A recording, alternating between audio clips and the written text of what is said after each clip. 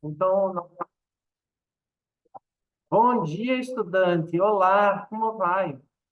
Bem-vindo à nossa segunda aula prática. Hoje vamos falar sobre soluções, tá? Bom, nessa segunda aula prática, a ideia é trazer como fazer uma solução de uma forma mais rigorosa e também fazer uma solução supersaturada, ok? Bom, ah, então, o que eu gostaria de trazer a você, estudante, é o seguinte: temos, por exemplo, olha, já falamos na aula passada, né, algumas soluções, como o caso dos soros fisiológicos, 0,9%, ou o diclofenaco de clorexidina, 10 miligramas por mililitro, tá? É importante que essas concentrações sejam obedecidas, porque quando se trata de medicamento, a concentração errada, ela pode trazer um efeito indesejável. Então, é importante que essas concentrações sejam obedecidas. Por isso, então, é necessário ter o rigor no preparo de uma solução, ok? Além do preparo da solução de uma forma mais rigorosa, hoje vamos trazer o preparo de uma solução supersaturada para entender como é que ela é formada, ok? Bom, seguindo então os passos que sempre seguimos no roteiro, como já foi na primeira aula prática, o primeiro passo importante é fazer a pesquisa sobre os perigos e toxicidade, ok? Então, passando aqui para o perigo e a toxicidade, o que que a gente percebe facilmente nessa aula? Perigo do calor, né? E na hora de fazer a solução supersaturada, é preciso tomar cuidado com o aquecimento.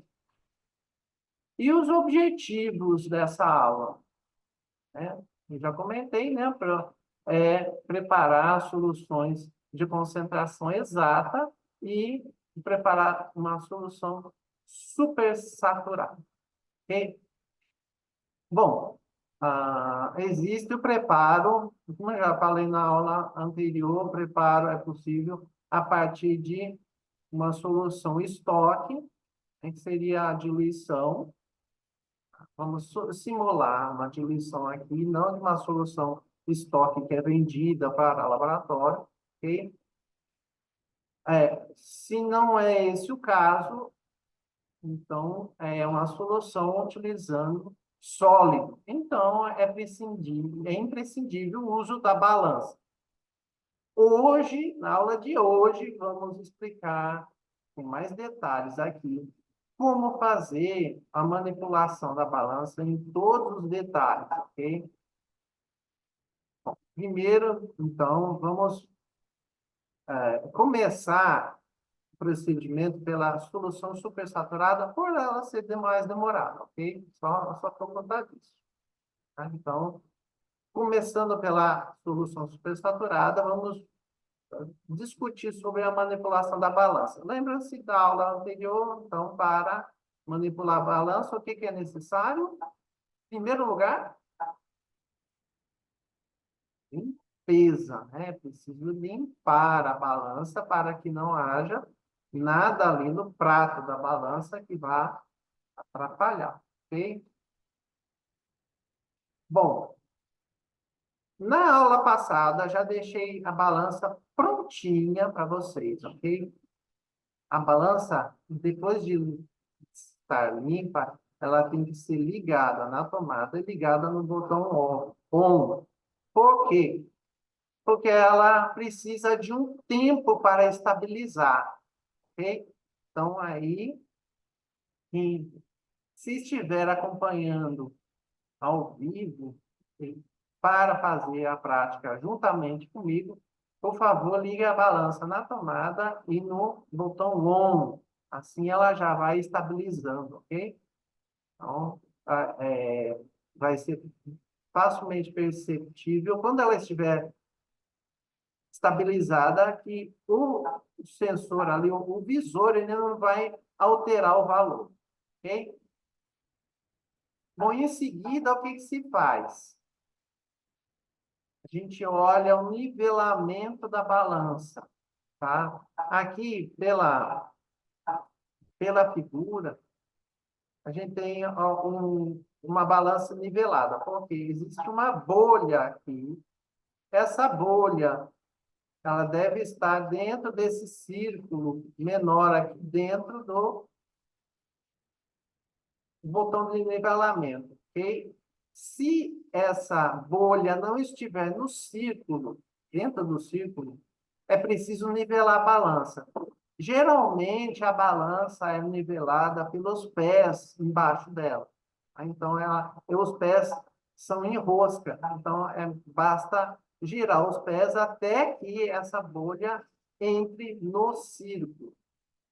Tá? Preciso que a balança esteja nivelada, porque, do contrário, a medida pode dar errada. Ela pode ser diferente do real.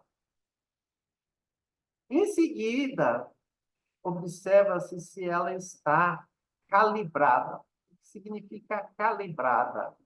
Significa que, quando a balança está calibrada, ela está medindo corretamente as massas. Okay? Existe um padrão. Tá? A balança que eu estou colocando aqui na tela, o padrão é de 200 gramas. Tá? Ele é manipulado com um pano específico, um pano especial, que ele não transfere massa, nem fiapo, nem nada. Exatamente para que o padrão seja preservado e que não tenha nenhuma interferência na massa dele. Então, não se pega com a mão, não se faz nada, além de utilizar esse pano. Okay? Coloca-se esse padrão na balança e verifica-se se a massa está correta. Tá? Para ser rigoroso mesmo na medida, esse padrão tem que dar 200,0000. Todas as casas decimais têm que estar em zero. Veja pela aqui na imagem que não está todinha zerada. Significa que a balança não está calibrada. Ela não está aferida para medir a massa correta. Tá? Nesse caso específico, é preciso realizar o procedimento da calibração. Geralmente, o procedimento da calibração se faz a cada 6 meses, tá? Mas é bom sempre verificar se a balança está calibrada. Do contrário, é preciso seguir com o procedimento da calibração. Como se faz o procedimento da calibração? Para cada balança, o tipo é interessante olhar no manual. Essa balança aqui que eu estou trabalhando, existe o botão CAL, tá? Que se aperta, e aí começa a piscar esse símbolo, CAL-200, até que se coloca o padrão de volta. Okay? Só se faz isso se a balança estiver zerada.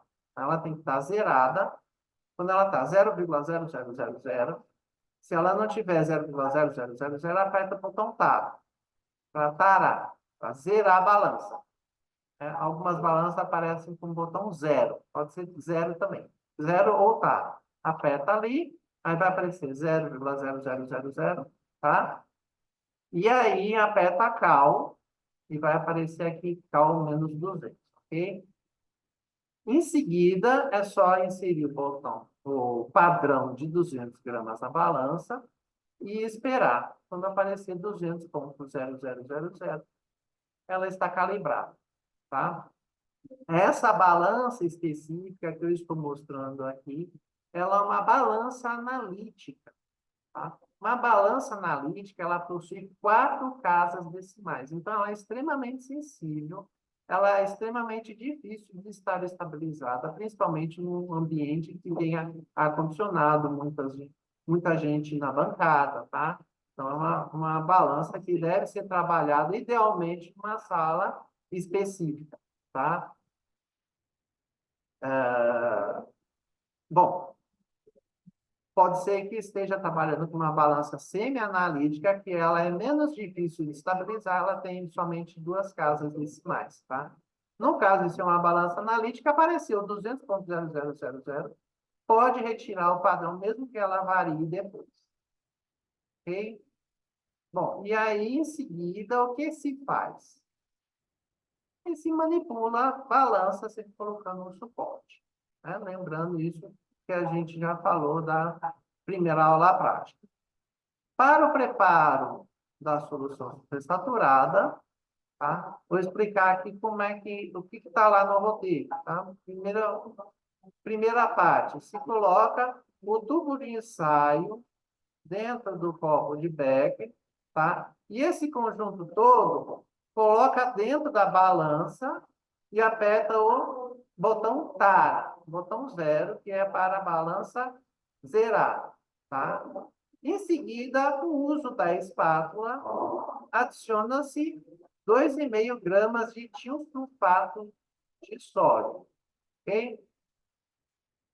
Como a preparo da solução supersaturada é apenas para identificar como se obtém uma solução supersaturada, a gente não vai ter o rigor, não precisa ser 2,5 exato, tá? Nesse caso, não precisa ser, ok? E aí, em seguida, quem se diz o roteiro, coloca meio ml de água destilada.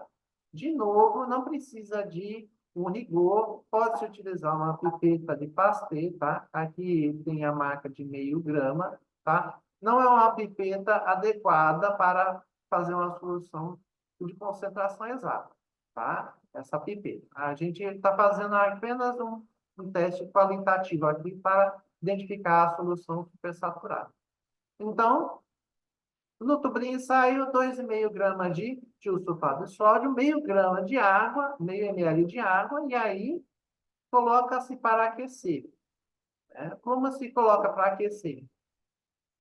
Na chapinha, ligada, vamos colocar um copo contendo água e o tubo de ensaio dentro da água, mergulhado fundo, né, onde tem o tiosulfato e a água, tá?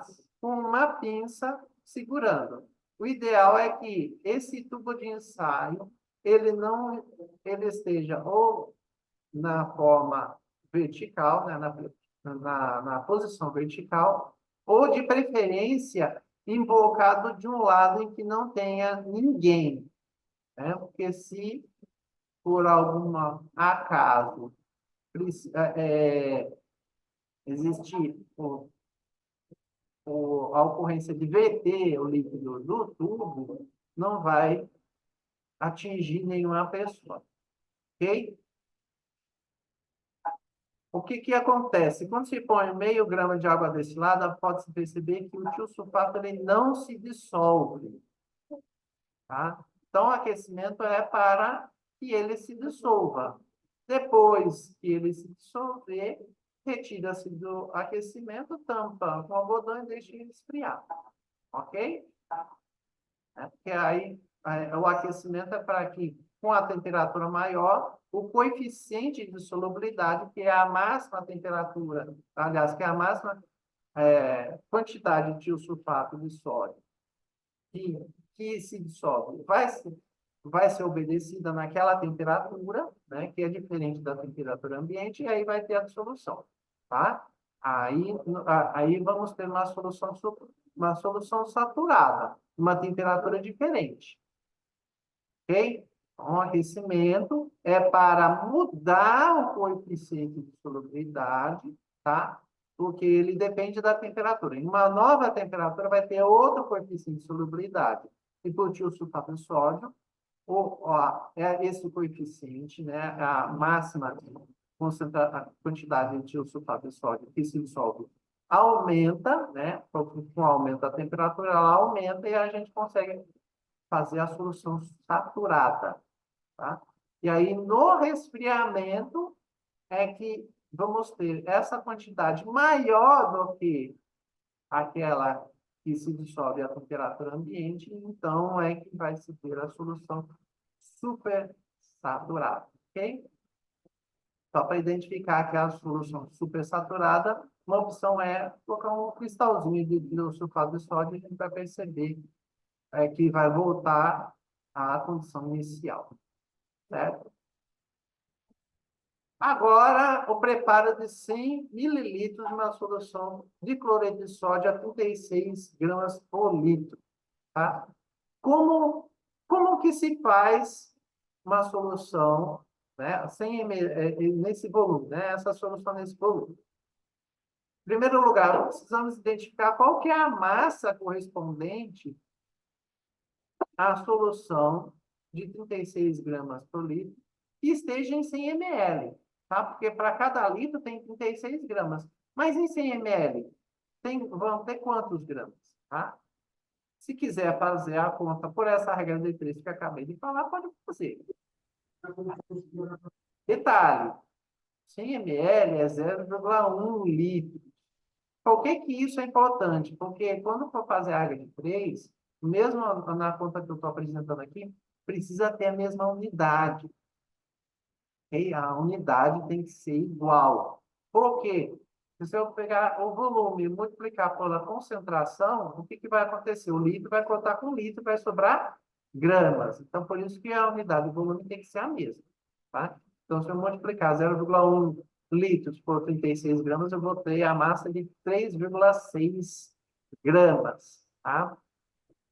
O que é interessante de fazer uma solução de cloreto de sódio? De 3,6 gramas a cada 100 ml, ou seja, 3,6%, né? Já que 100 ml é o 100%. Porque existem algumas soluções salinas utilizadas aí para constipações, e elas são em torno de 3 a 3,6% de cloreto de sódio. Ela é utilizada para limpeza do sistema respiratório, quando existe alguma constipação. Ok? Então, para preparar 100 ml de uma solução 36 gramas por litro de cloreto de Professor, sódio, utilizar 3 bom dia. gramas a massa. Ok? Eu não, professor, desculpe interromper, eu não consigo ver o slide, professor. Já tentei entrar aqui pelo computador e pelo celular, não consegui ver. Tá, só um minutinho. Sim, obrigada.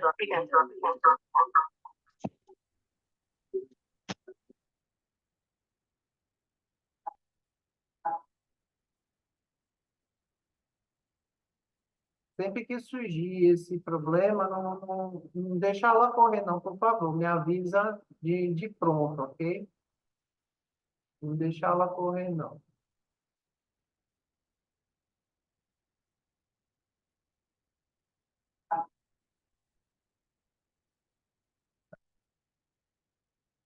Só um minutinho, tá, gente?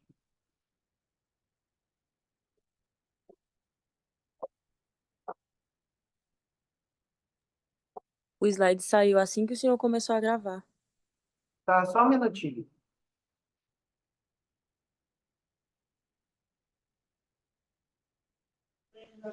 Eu não falei antes porque eu nem consegui ativar o áudio também, viu?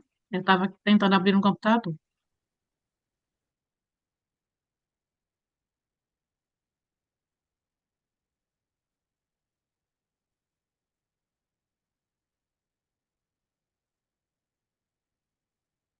Peço perdão aqui, porque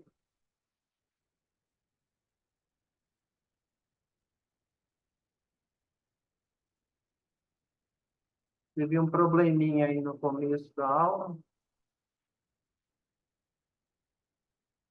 Pronto, agora dá para ver.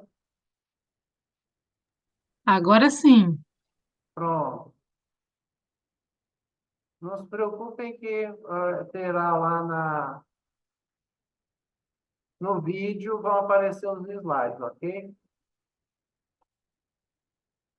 E também vai ter a gravação aqui, a filmagem, aí qualquer coisa também, se não aparecer no vídeo, vocês falam, eu posso disponibilizar os slides sem problema nenhum, ok? Bom, então, voltando aqui, tá? Temos, então, preparo de 100 mililitros da solução de cloreto de sódio a 36 gramas por litro. Então, para preparar essa solução, vamos utilizar 3,6 gramas, ok? Então, como fazer, né? Em primeiro lugar, colocar o becker dentro da balança e tarar. Um detalhe que eu não comentei no preparo da solução anterior, que também é importante aqui, é que na aula anterior, o que foi falado? Que o suporte que se põe na balança deve ter a massa a menor massa possível, ok? Por que deve ter a menor massa possível? Exatamente que é para diminuir os erros da balança. Aqui eu estou colocando um becker, e o becker ele tem uma massa considerável. Só que, quando eu ponho o becker, eu estou eliminando um outro erro, que é o quê? De transferência para o becker. Se eu colocar um papel manteiga e depois transferir para o becker, aquilo que fica no papel manteiga é o meu erro. Então, é preferível eu ter o erro somente do becker, ok? Então, agora, vamos transferir 3,6 gramas de cloreto de sódio para o becker da balança, tá? Utilizando uma espátula, né? Transferindo o sólido. Mesmo a pessoa com muita experiência de laboratório não consegue 3,6 gramas exatamente 3,6000. É extremamente difícil. Extremamente difícil. Por isso que é importante ter esses equipamentos que eu estou explicando para fazer uma solução de concentração exata, tá? Mas o ideal é ter a massa mais próxima possível de 3,6 gramas, tá? Aquilo que for possível conseguir manualmente, tá? Em seguida, o que se faz? Aciona-se 20 mililitros de água e agita, né? Agita-se com bastão de vidro, ok? E aí transfere-se para um balão de 100 mililitros, balão volumétrico de 100 mililitros. Balão também é uma vidraria que é exata nesse caso, tá? Balão volumétrico é uma das vidrarias mais exatas dentro do laboratório de química. Balão volumétrico de 100 mililitros, ele fornece uma confiança de que existe 100 mililitros muito maior do que qualquer outra vidraria. Então, no preparo de uma solução de uma concentração exata, o balão volumétrico é imprescindível, ok? Aqui, na figura, eu estou mostrando a transferência, tá? Um balão fixo no suporte, que é o ideal, porque a transferência ela pode fazer com que o balão caia e derrame a solução, tá? O funil também preso no suporte, infelizmente aqui, ó, no meu caso, eu não consigo um anel do mesmo tamanho da garra, então precisei de 2 suportes, tá? Caso no laboratório onde esteja o anel que fixa o funil tenha o mesmo tamanho da garra, ótimo, fixa no mesmo suporte. Caso contrário, pode ter ou essa montagem como eu fiz, ou somente o balão fixo no suporte, ok? E aqui também eu estou segurando o balão, o copo de becker, junto com o bastão de vidro, com uma mão só, foi para poder bater a foto, ok? Não precisa ser com uma mão só, pode ser o bastão de vidro com uma mão e o becker com a outra, desde que o líquido escorra pelo bastão de vidro. De preferência, o bico do copo do becker tocando o bastão de vidro.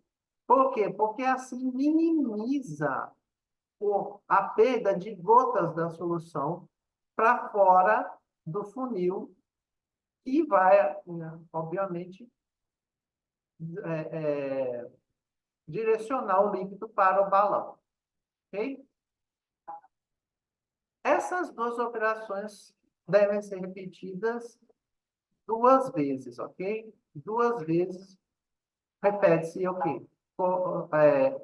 Coloca a água no becker, 100 mililitros, e transfere para o balão. Então, mais 2 vezes o que vai acontecer? 20 mililitros mais 3 vezes 20 mililitros vão dar 80 mililitros, tá? Então, é importante que seja em torno de 20 mililitros, porque o balão tem 100 mililitros. Então, se o balão tem 100 mililitros, não pode ser muito mais do que 20 mililitros, senão pode passar de 100 mililitros, que é a marca do balão. Ok? Então, é importante também tomar cuidado com isso, tá? E aí, quando estiver bem próximo da marca do balão, que é essa daqui, nesse caso, pode-se utilizar uma pipeta de pastê para ir gotejando, certo? A marca do balão, por visto na aula passada, né? A aula anterior, a aula prática anterior, a marca do balão, sendo essa daqui, então, para ter 100 mililitros corretamente, a curvatura da água tem que somente tocar na parte de baixo da marca. E tem que só tangenciar. Aqui tem... Faltaria até um pouquinho mais, mas aqui ainda seria desejável a marca da figura. Tá? Feito isso, homogeniza-se para tampar e realmente inverter, deixar o balão de ponta cabeça, né? Inverter o balão pelo menos 3 vezes. Ok? Inverter o balão, volta, inverte o balão, isso é homogenizar. É uma forma de homogeneizar. E depois não se mexe mais, mesmo que a marca mude, porque pode ser criado um filme de líquido aqui no pescoço do balão. Ok? E como que é possível preparar agora 50 mililitros de uma solução de cloreto de sódio 0,9% a partir dessa? Tá? É uma diluição, tá? Como que a gente obtém a diluição? Primeiro, a gente vai entender o que a gente quer. É uma solução de 0,9%, ou seja, 0,9 a cada 100 mililitros, tá? Ou 9 a cada 1.000 mililitros, né? Ou 9 gramas por litro. Podemos ter pelo menos 3 formas de calcular. Uma regra de 3, mas precisa saber fazer a regra de 3, tá?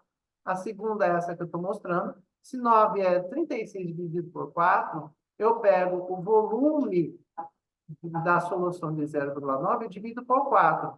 Então, eu vou ter 12,5 mililitros da solução de 36 gramas por litro para pipetar para fazer a diluição. Ou então, eu uso a fórmula C1V1 igual a C2V2, que somente nesse caso ela não apresenta nenhum erro. Quando a gente vê a estequiometria, ela tem um diferencialzinho aí, tá? Não é exatamente a fórmula que serve para todas as situações, tá? Então, vamos pegar de uma solução, né? Por exemplo, a primeira, 36 vezes o volume que eu quero, eu pego da segunda, 9 vezes 50, tá? Aqui, gramas por litro, mililitro, mililitro. Então, como as unidades são as mesmas, eu não preciso transformar, ok? Então, vai dar 12,5 mililitros. Como se faz essa solução? Utiliza-se uma pipeta, mas para utilizar a pipeta, deve-se utilizar um pipetador, tá? Esse pipetador de tipo pera, ele tem 3 botões, tá? Um para esvaziar, chamar a letra A, para esvaziar o A, o S, que é para succionar, tem a letra S, e o outro, a letra E, para escoar. Tá? Vou falar cada um desses. Então, aqui, de novo, eu fiz com uma mão só, mas pode ser feito com 2. Eu aperto o botão A e esvazio o bulbo, tá? E depois solto o botão A. Então, a pera fica murcha, tá? Fica seco, o pipetador fica seco, né? Fica murcho. E aí eu encaixo na pipeta, tá? De novo, eu ponho uma mão só, aí na foto, mas vocês podem utilizar 2, tá? Desde que as 2 mãos estejam muito próximas para evitar e a pipeta quebra em tua mão, tá? E aí, eu mergulho a ponta da pipeta e aperto o botão S. Então, vai haver o succionamento do líquido, tá? A pipeta, ela é feita para aferir no zero e depois, na hora de escoar, aferir no volume. Ok?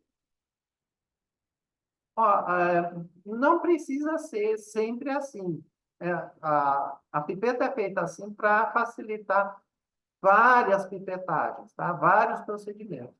Mas, por exemplo, esse caso aqui temos uma pipeta de 20 mililitros.